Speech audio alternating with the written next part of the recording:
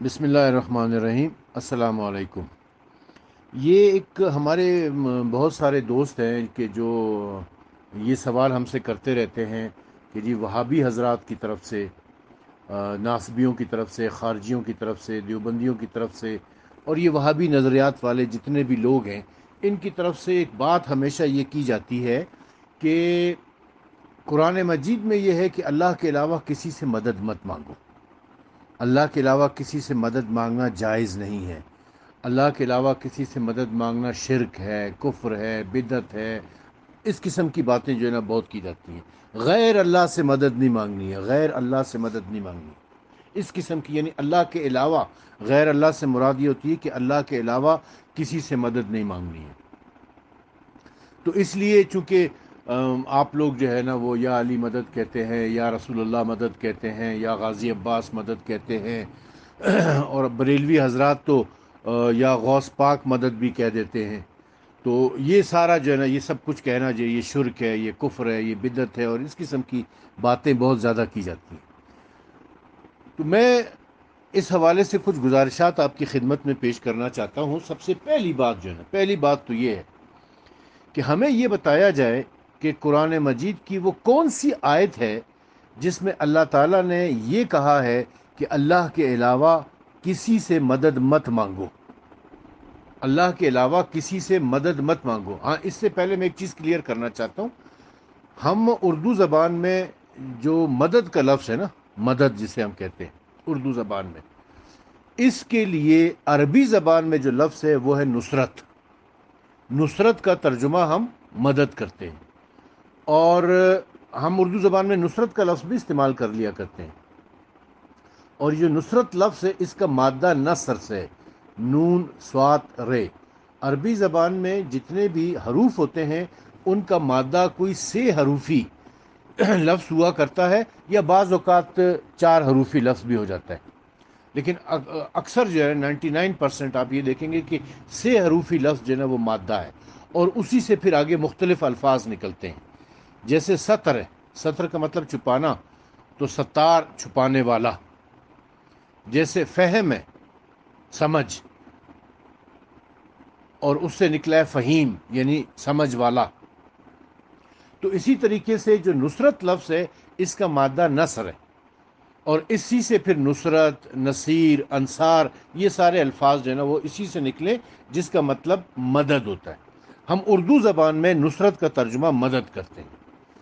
اب عربی زبان میں تو مدد کے لیے بہت سارے الفاظ استعمال ہوتے ہیں۔ عربی ایک فصیح و بلیغ زبان ہے، تو اس میں بہت سارے الفاظ استعمال ہو سکتے ہیں، اور ان مختلف الفاظ جو عربی زبان میں استعمال ہوتے ہیں ان کے مختلف معنی ہوتے ہیں، اور سیاق و سباق کے اعتبار سے ہمیں دیکھنا ہوتا ہے کہ وہ معنی کیا ہیں، کہاں پر کیا لفظ استعمال ہوا ہے، اور وہ کس معنوں میں استعمال ہوا ہے، کس کانٹیکسٹ میں اسے استعمال کیا گیا ہے۔ چونکہ اور اردو زبان ایک لشکری زبان ہے، اور اس میں ایسے الفاظ ہمیں نہیں ملتے، اتنی فصیح اور بلیغ زبان نہیں ہے یہ، تو اس لیے ہم عربی کے مختلف الفاظ کا ترجمہ جو ہے وہ مدد ہی کر دیتے ہیں، جو بنیادی طور پر غلط بات ہے۔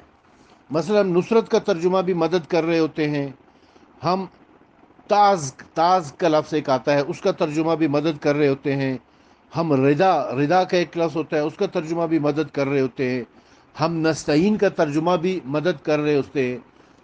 تو یہ مختلف الفاظوں کے ترجمے ہم مدد کے عنوان سے کر رہے ہیں، لیکن یہ عربی کی فصاحت اور بلاغت کے خلاف ہے۔ چونکہ اردو زبان میں ہمارے پاس الفاظ کی کمی ہے، ہم نے کچھ اردو میں کچھ الفاظ انگلش سے لے رکھے ہیں، کچھ فارسی سے، کچھ عربی سے، کچھ سنسکرت سے، کچھ ہندی سے، اس طرح ملا کے ایک اردو زبان بنی ہوئی ہے۔ تو ہمارے ہاں یہ مسئلہ ہوتا ہے۔ اب ہم جو ہے نا یہ دیکھتے ہیں کہ کیا قرآن مجید میں کہیں پر کوئی ایک بھی ایسی آیت ہے کہ جس میں اللہ تعالیٰ نے یہ کہا ہو کہ اللہ کے علاوہ کسی سے نصرت مت مانگو، یعنی مدد مت مانگو، اللہ کے علاوہ کسی سے مدد مانگنا کفر ہے یا شرک ہے یا بدعت ہے، ایسی کوئی آیت ہے؟ ہم اپنے وہابیوں سے، ناصبیوں سے، خارجیوں سے، دیوبندیوں سے یہ ریکویسٹ کرتے ہیں کہ وہ آیت ذرا آپ ہمیں بتا دو کہ قرآن کی وہ کون سی آیت ہے جس میں اللہ تعالیٰ نے فرمایا ہو کہ اللہ کے علاوہ کسی سے بھی نصرت مت مانگو، غیر اللہ سے نصرت مت مانگو، مدد مت مانگو. وہ آیت ہمیں بتا دیں، اور ایسی کوئی آیت نہیں ہے انشاءاللہ کبھی قیامت تک یہ لوگ بتا بھی نہیں پائیں گے. دوسری بات، دوسری طرف ہم یہ آتے ہیں، پھر یہ ہم دیکھتے ہیں کہ قرآن مجید میں کیا غیر اللہ کی مدد کے لیے کوئی آیات ہے؟ کہیں پر ایسا ہے کہ اللہ تعالیٰ نے غیر اللہ کو، یعنی اللہ کے علاوہ اللہ نے کسی کی مدد کی ہو، کسی نے کسی کی مدد کی ہو، نصرت کی ہو؟ تو اس حوالے سے قرآن مجید کی چند آیات میں آپ کی خدمت میں اب پیش کرتا ہوں. سب سے پہلے سورہ آل عمران کی آیت نمبر 52 ہے. سورہ آل عمران کی آیت نمبر 52، جس میں اللہ تعالیٰ فرماتا ہے کہ پھر جب عیسیٰ نے ان میں کفر کا احساس کیا تو کہا کہ کون ہے جو اللہ کے کام میں میری مدد کرنے والا ہو؟ حواریوں نے کہا کہ ہم ہیں اللہ کے مددگار. قال من انصاری، کہا عیسیٰ نے اپنے انصار سے، مدد کرنے والوں سے. اور حواریوں نے پھر کیا جواب دیا؟ نحن انصار اللہ، ہم اللہ کے مددگار ہیں. عیسیٰ علیہ السلام نبی ہیں، رسول ہیں، صاحب شریعت ہیں، صاحب کتاب ہیں.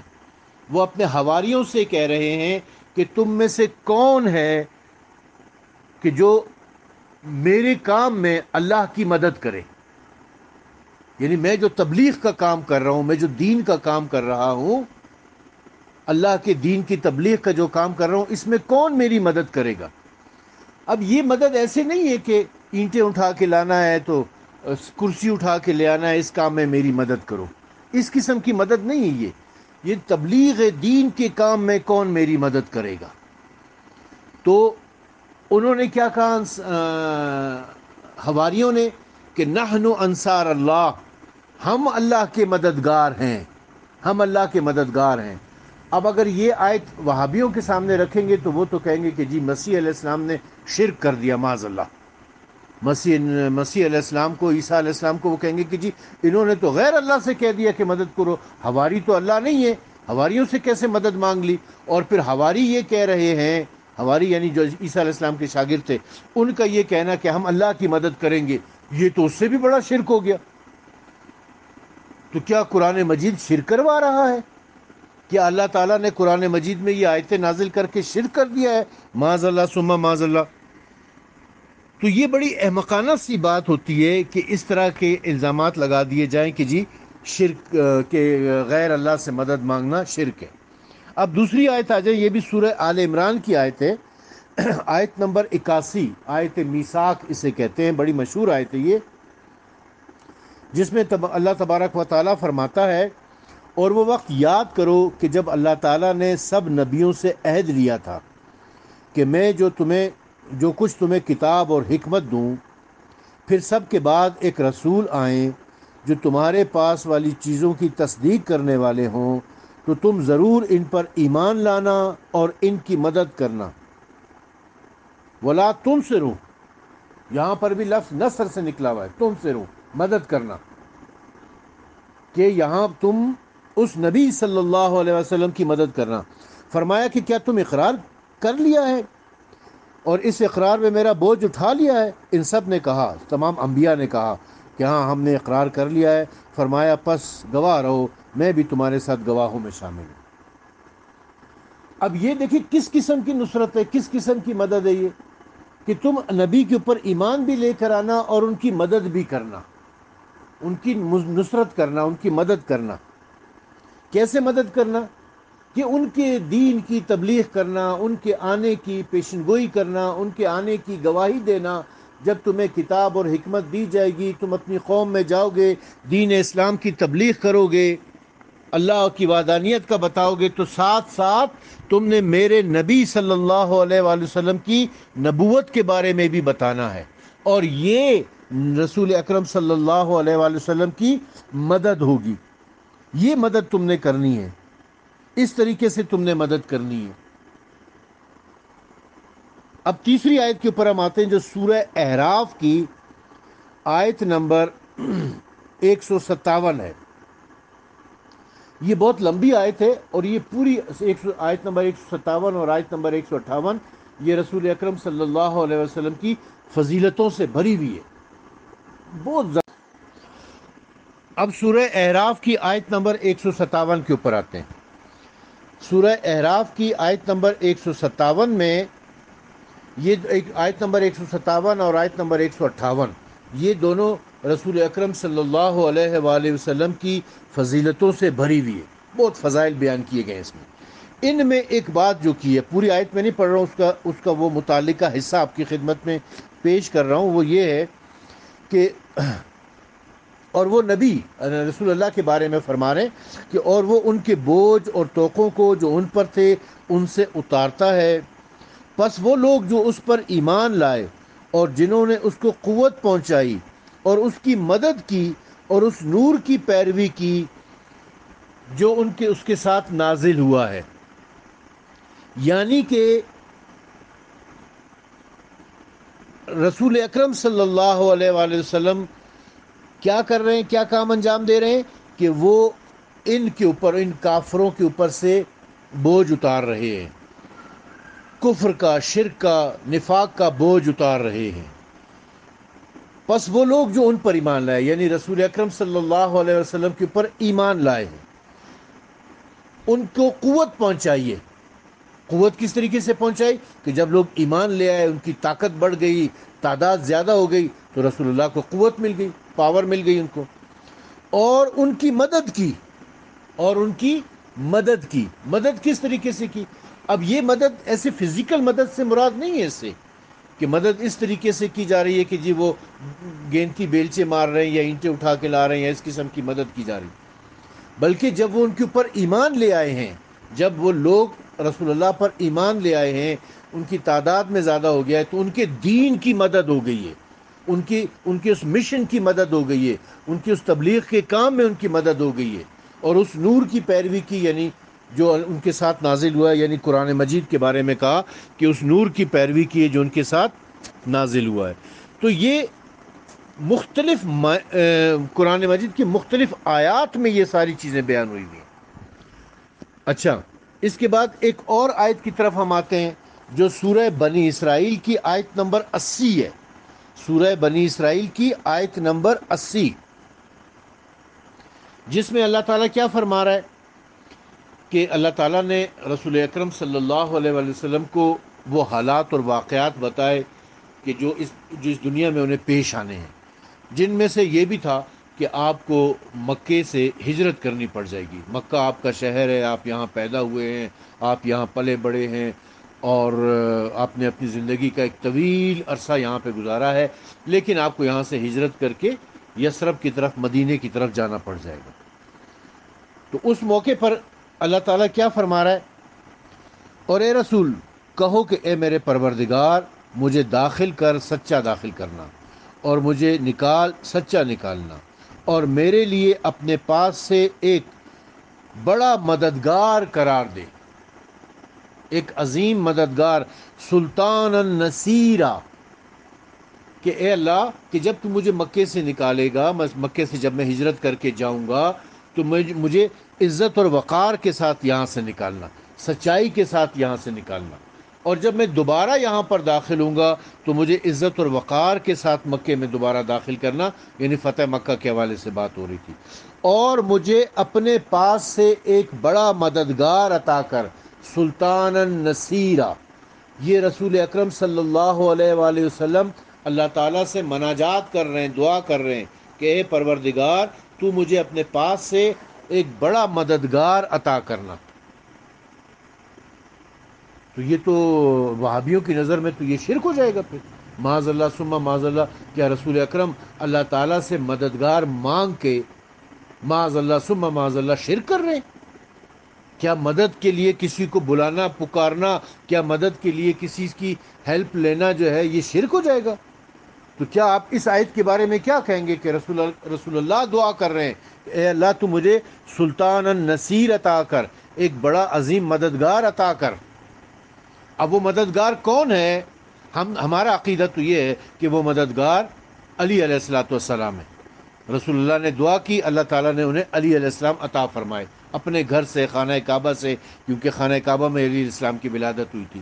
لیکن چلو آپ نہ مانو، علی علیہ السلام کو مددگار نہ مانو، اس وقت ہمارا ٹاپک علی علیہ السلام ہے بھی نہیں. آپ ہمیں بتا دو کہ پھر وہ مددگار کون ہے. اگر علی علیہ السلام نہیں ہے تو پھر وہ مددگار کون ہے جس کے لیے اللہ تعالیٰ نے دعا کی ہے؟ وہ کون مددگار ہے جو اللہ تعالیٰ نے انہیں عطا کیا ہے؟ اس کے بعد ایک اور آیت کی طرف ہم آتے ہیں جس میں اللہ تبارک و تعالیٰ کیا فرماتا ہے. یہ آیت سورہ قصص کی آیت نمبر 34 ہے. سورہ قصص کی آیت نمبر 34 ہے، جس میں اللہ تعالیٰ کیا فرما رہا ہے؟ اور میرا بھائی حضرت موسیٰ علیہ السلام فرما رہے ہیں، حضرت موسیٰ علیہ السلام فرما رہے ہیں، اللہ تعالیٰ سے دعا کر رہے. ایک دعا میں نے ابھی آپ کو رسول اللہ کی بتائی نا کہ سلطان النصیر مجھے عطا کر. ایک دعا یہاں پر حضرت موسیٰ علیہ السلام کی ہے، اور اس دعا میں کیا ہے؟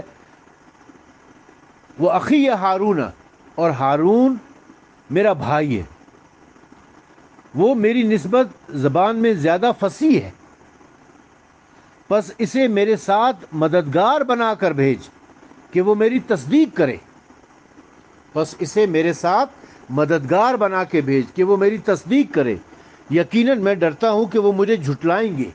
یعنی فرعون کے پاس جب اللہ تعالیٰ نے کہا نا کہ تم فرعون کے پاس جاؤ، اسے سمجھاؤ کہ وہ کفر کر رہا ہے، وہ شرک کر رہا ہے، وہ خدا بنا بیٹھا ہوا ہے، وہ بدماش ہو گیا ہے، وہ کسی کی بات نہیں مانتا ہے. تو موسیٰ علیہ السلام نے کیا دعا کی کہ اے اللہ، یہ ہارون میرا بھائی ہے، اس کی زبان بڑی فصیح و بلیغ ہے، یعنی تقریر اچھی کر لیتا ہے، گڈ اسپیکر ہے یہ، بس اسے میرے ساتھ میرا مددگار بنا کر بھیج کہ وہ میری تصدیق کرے، کیونکہ مجھے یہ خوف ہے کہ وہ لوگ میرا انکار کریں گے. اب اس حوالے سے اس مقام کے اوپر نا میں رسول اکرم صلی اللہ علیہ وسلم کی ایک حدیث بھی آپ کی خدمت میں پیش کرنا چاہتا ہوں. وہ حدیث متواتر حدیث ہے، اہل سنت کی تمام حدیث کی کتابوں میں ہے. حدیث منزلت اسے کہتے ہیں کہ رسول اکرم صلی اللہ علیہ وآلہ وسلم نے کیا فرمایا کہ اے علی، تم کو مجھ سے وہی منزلت ہے جو ہارون کو موسیٰ سے تھی، مگر یہ کہ میرے بعد کوئی نبی نہیں ہوگا. اب کیا منزلت ہے؟ جو منزلت ہارون علیہ السلام کو موسیٰ علیہ السلام سے تھی، وہی علی علیہ السلام کو جناب رسالت مآب صلی اللہ علیہ وآلہ وسلم کے ساتھ ہے. پچھلی آیت جو میں نے آپ کی خدمت میں پیش کی تھی سورہ بنی اسرائیل کی، اس میں اللہ تعالیٰ نے رسول اللہ نے دعا کی کہ مجھے ایک مددگار عطا کر. اور اس آیت میں کیا بتا رہے ہیں کہ ہارون اور موسیٰ کی جو نسبت ہے وہی علی اور رسول اللہ کی نسبت ہے. کیا نسبت بیان کی ہے؟ کہ وہ میرا بھائی ہے. جیسے کہ ہارون رسول اللہ کے بھائی تھے، اسی طریقے سے علی علیہ السلام رسول اللہ کے بھائی ہیں. جیسے کہ ہارون موسیٰ علیہ السلام کے بھائی تھے، اسی طریقے سے علی علیہ السلام رسول اللہ کے بھائی ہیں.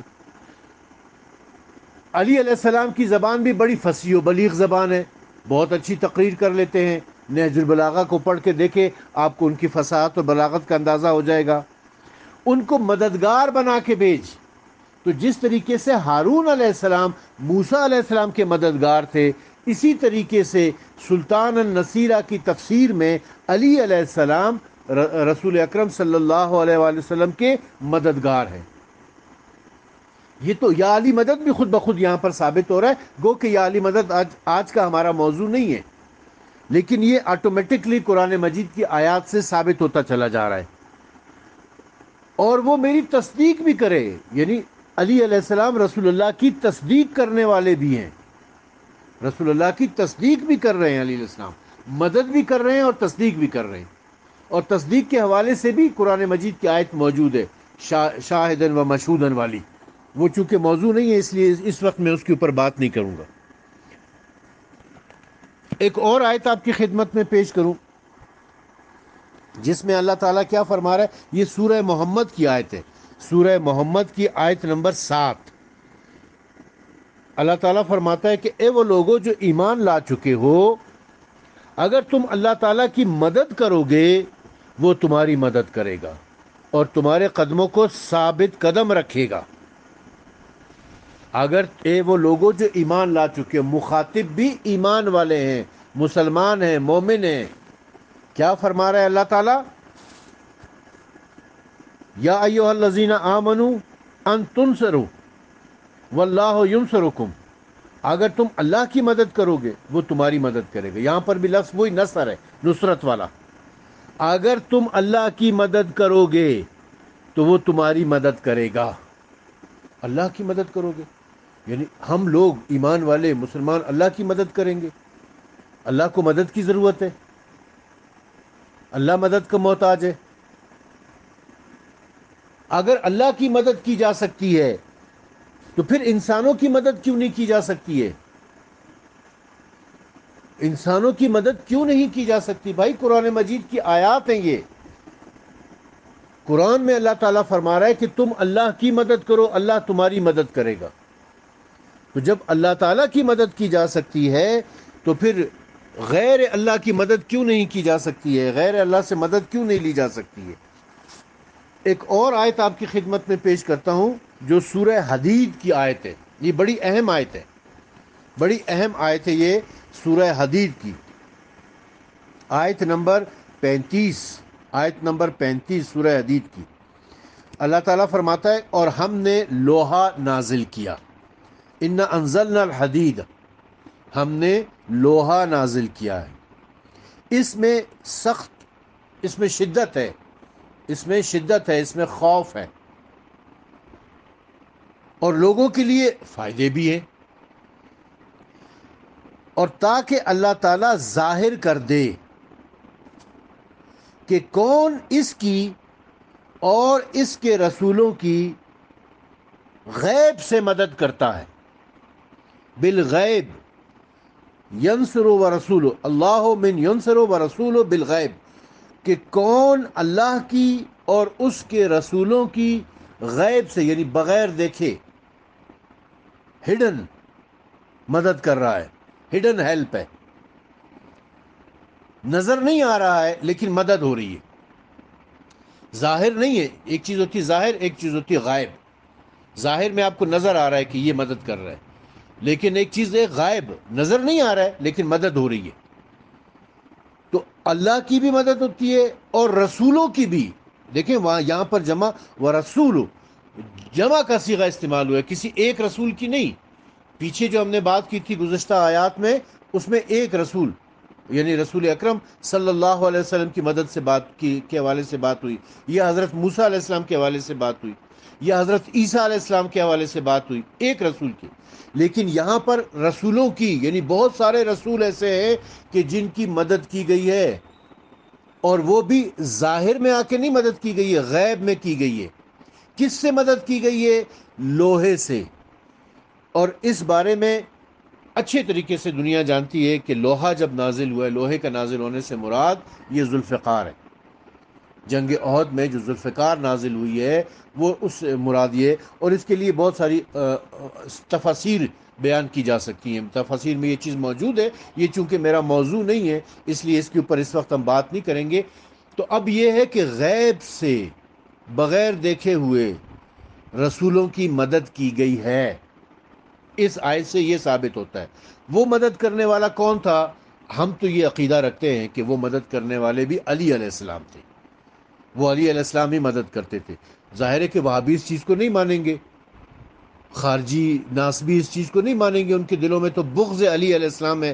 تو ان سے ہم پوچھیں گے کہ بھئی آپ بتاؤ کہ پھر کون تھا کہ جو اللہ کی بھی مدد کر رہا ہے اور رسولوں کی بھی مدد کر رہا ہے، لوہے کے ذریعے سے مدد کر رہا ہے یعنی تلوار کے ذریعے سے مدد کر رہا ہے، اور غیب میں آ کے مدد کر رہا ہے یعنی ظاہراً مدد، ظاہر بھی میں بھی نہیں ہے، وہ ظاہر ہو کے مدد نہیں کر رہا ہے بلکہ غیب سے مدد کر رہا ہے۔ اس کے بعد ایک اور آیت میں آپ کی خدمت میں پیش کرتا ہوں، یہ پھر وہی حضرت عیسیٰ علیہ السلام کے حواریوں سے متعلق ہے، سورہ صف کی آیت نمبر 14 اور 15۔ آیت نمبر 14 ہے، جس میں اللہ تعالیٰ کیا فرماتا ہے کہ اے وہ لوگوں جو ایمان لا چکے ہو تم اللہ تعالیٰ کے مددگار ہو جاؤ. اے وہ لوگوں جو ایمان لا چکے ہو تم اللہ تعالیٰ کے مددگار ہو جاؤ. جیسا کہ عیسیٰ ابن مریم نے حواریوں سے کہا کہ کون اللہ تعالیٰ کی طرف جانے میں میرا مددگار ہوگا، جیسا کہ ایسے ہی تم بھی مددگار ہو جاؤ. جیسا کہ عیسیٰ علیہ السلام نے اپنے حواریوں سے کہا تھا کہ کون اللہ کی راہ میں میرا مددگار ہوگا. حواریوں نے کہا کہ ہم اللہ تعالیٰ کے مددگار ہیں، نحن انصار اللہ، ہم اللہ تعالیٰ کے مددگار ہیں. تو اے ایمان والو، اب مسلمانوں کو مخاطب کر کے کہا ہے کہ تم اللہ تعالیٰ کے مددگار ہو جاؤ. جیسے کہ یا ایھا الذین آمنوا کونوا انصار اللہ، کہ تم اللہ تعالیٰ کے مددگار بن جاؤ. تو اس کا مطلب یہ کہ اللہ تعالیٰ کے بھی مددگار ہو سکتے ہیں. آپ کہتے ہو جی غیر اللہ کا کوئی مددگار نہیں ہو سکتا، آپ یہ کہتے ہو کہ لوگوں کا کوئی مددگار نہیں ہو سکتا سوائے اللہ کے. یہاں اللہ تعالیٰ خود مدد کی بات کر رہا ہے کہ اللہ تعالیٰ کی مدد کی گئی ہے. انصار اللہ کے الفاظ ہیں قرآن مجید کے اندر. اور پھر حواریوں نے کہا عیسیٰ علیہ السلام کے کہ ہم انصار اللہ ہیں. اب اس کے علاوہ یہ وہ آیات تھیں کہ جو نصرت کے حوالے سے بیان ہوئی ہیں، کہ جہاں پر اللہ تعالیٰ نے یہ بیان کیا ہے کہ غیر اللہ سے مدد مانگی بھی جا سکتی ہے. انبیاء کی بھی غیر اللہ نے مدد کی ہے. عیسیٰ علیہ السلام کی مدد ان کے حواریوں نے کی ہے. موسیٰ علیہ السلام کی مدد ہارون علیہ السلام نے کی ہے. رسول اللہ نے دعا کی کہ مجھے ایک مددگار عطا کر. اللہ تعالیٰ کے بھی مددگار ہوتے ہیں. تو یہ مددگار ہو جانا، مدد کر دینا، یہ نہ کوئی شرک کا مسئلہ ہے، نہ کفر کا مسئلہ ہے، نہ بدعت کا مسئلہ ہے، بلکہ یہ عین قرآن مجید کے عین مطابق ہے. یہ تو اس قسم کی باتیں کر کے لوگوں کو بہکانا بھڑکانا، یہ وہابی نظریات کی تبلیغ کر دینا، یہ صحیح نہیں ہے. لوگوں کو کفر اور شرک کی طرف نہ لے جایا جائے. جو قرآن مجید میں ہے اس کو لوگوں کے ساتھ بیان کیا جائے. اب دیکھیں کہ ایک اور آیت ہے قرآن مجید کی، اس میں یہ سورہ کہف کی آیت ہے. سورہ کہف کی آیت نمبر 95 ہے، جس میں وہ ذوالقرنین کا قصہ بیان ہو رہا ہے. حضرت ذوالقرنین کا قصہ بیان ہو رہا ہے، اور اس میں لفظ نصرت نہیں آیا ہے. اس میں جو لفظ آیا ہے وہ ردا کا لفظ ہے. ردا کا لفظ یہاں بھی ترجمہ مدد ہی کیا گیا ہے. اس میں کیا کہا گیا ہے؟ یعنی جناب ذوالقرنین نے کہا، اس نے کہا کہ میرے پروردگار نے اس میں جو کچھ تمکین مجھے دے رکھی ہے وہ بہتر ہے، پس تم مجھے جسمانی قوت سے مدد دو کہ میں تمہارے درمیان اور ان کے درمیان ایک مضبوط دیوار بنا دوں. یہ جو ایک قوم کے پاس گئے تھے اور اس قوم نے کہا کہ یاجوج ماجوج آتے ہیں اور ہمیں تنگ کرتے ہیں، ہمیں لوٹ کر لے جاتے ہیں، تو آپ ہمارے لیے کچھ ہمارے تحفظ کا کوئی سامان کر دیں. تو ذوالقرنین نے کیا کہا ان کو کہ بھائی تم مجھے کچھ سامان بھی لا کر دو. وہ سامان کا ذکر بھی پھر آگے کہ وہ کیا کیا چیز ہے. اس میں لوہا بھی ہے، تانبا بھی ہے وغیرہ، پیتل بھی ہے. یہ چیزیں بھی مانگی تھی اس سے. اور یہ کہا کہ تم لوگ بھی آ کے میری مدد کرو، تم لوگ آ جاؤ، آ کے میری مدد کرو. یعنی میں دیوار بناؤں گا تو تم دیوار بنانے میں بھی میری مدد کرنا، یعنی فزیکلی مدد کرنا ہے یہ. تو اب ذوالقرنین کی مدد کرے قوم والے تو وہ جائز ہے. ہارون موسیٰ کی مدد کرے تو جائز ہے. حواری عیسیٰ علیہ السلام کی مدد کریں تو جائز ہے. انبیاء رسول اللہ کی مدد کریں تو جائز ہے. علی علیہ السلام یا کوئی پردہ غیب میں رہ کر اللہ اور اس کے رسولوں کی مدد کرے تو جائز ہے. لیکن پتہ نہیں وہابیوں کو کیا مسئلہ ہو جاتا ہے یہاں پر آ کے کہ جی غیر اللہ کی مدد نہیں کرنا. یہ قرآن مجید بھرا پڑا ہے غیر اللہ کی مدد کے حوالے سے. اللہ تعالیٰ ان وہابیوں کی، ان ناسبیوں کی، ان خارجیوں کی ہدایت کرے. ہم ان کے لیے صرف دعا کر سکتے ہیں. جن کے دلوں پر اللہ تعالیٰ نے مہر لگا دی نا، ختم اللہ علی قلوبہم وعلی سمعہم وعلی ابصارہم، کہ اللہ تعالیٰ نے ان کے دلوں کے اوپر مہر لگا دی ہے. ان کو عقل نہیں آ سکتی ہے، یہ ضد پر اڑے ہوئے ہیں، یہ ضد ہے ان کی. بہرحال قرآن مجید سے یہ ثابت ہے کہ غیر اللہ سے مدد مانگی جا سکتی ہے، غیر اللہ مدد کرتے رہتے ہیں، اور انبیاء کی بھی مدد کی ہے، اللہ تعالیٰ کی بھی مدد کی ہے، مومنین کی بھی مدد کی ہے، رسول اللہ کی بھی مدد کی ہے۔ تو مدد کے حوالے سے یہ کہہ دینا کہ غیر اللہ سے مدد مانگنا کفر ہے یا شرک ہے، یہ بالکل غلط بات ہے جو قرآن کے خلاف ہے۔ اللہ تعالیٰ ان سب کی ہدایت کرے اور انہیں اس قسم کی تہمتیں اور الزامات لگانے سے بچائے کہ